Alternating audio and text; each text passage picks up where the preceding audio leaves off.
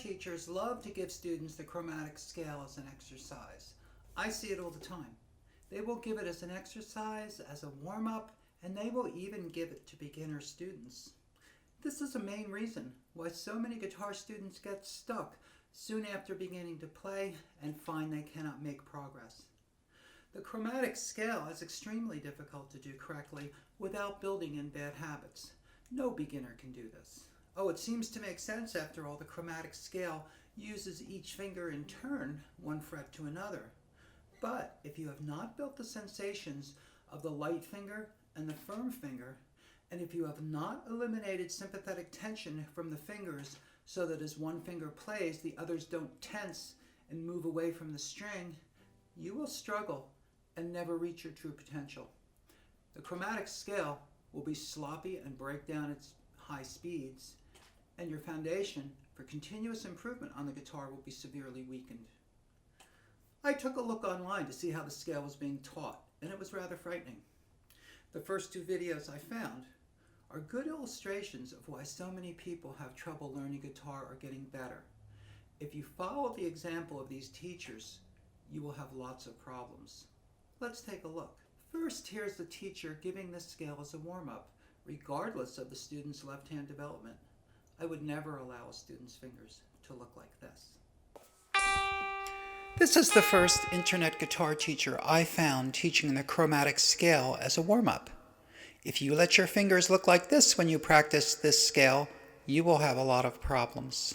The first finger has to go down with the joint bent, upright, and leaning to the left. Now let's see what's wrong with the fourth finger. Never let your little finger go down like this when practicing this scale.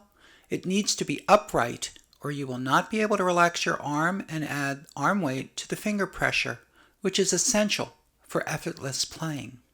The second teacher I looked at was truly frightening. These flat fingers that are flying all over the place should never be allowed to do this when practicing the chromatic scale. Does this mean these teachers are bad players? Probably not. I assume they are good players. They just need a little work in the teaching department. You have to understand that after your fingers are properly developed, you can use your fingers like these teachers are using theirs, if the music is not too demanding, that is. I'm sure these guys play well and can put their fingers upright when they need to. I'm just stunned that they don't realize how harmful it is to have students use their fingers like this before they have the kind of development that gives us the ability to play well even with less than perfect form. Here's a student of mine practicing the chromatic scale the way it needs to be practiced. Notice how close the fingers are staying to the strings.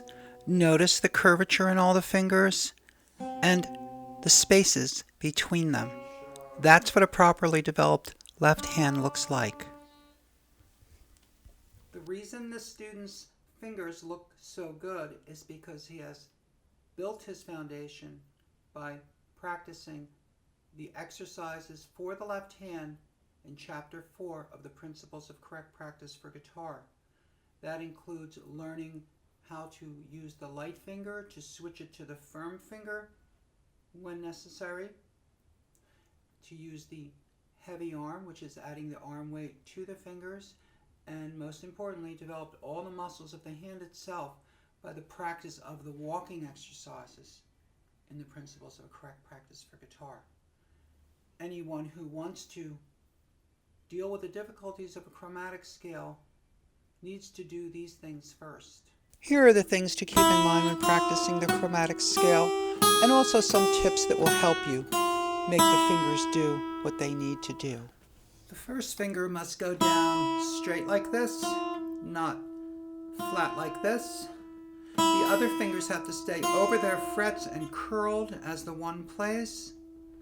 When 2 plays, 3 and 4 stay in place. When 3 plays, 4 stays in place, and there's 4. When you take your fingers off, you can't let them do this.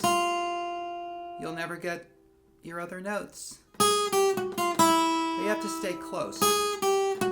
If you want to train your fingers for chromatic scale action, the best way to do it is to use a technique from my system called touching technique, where you would place all your fingers lightly on the second string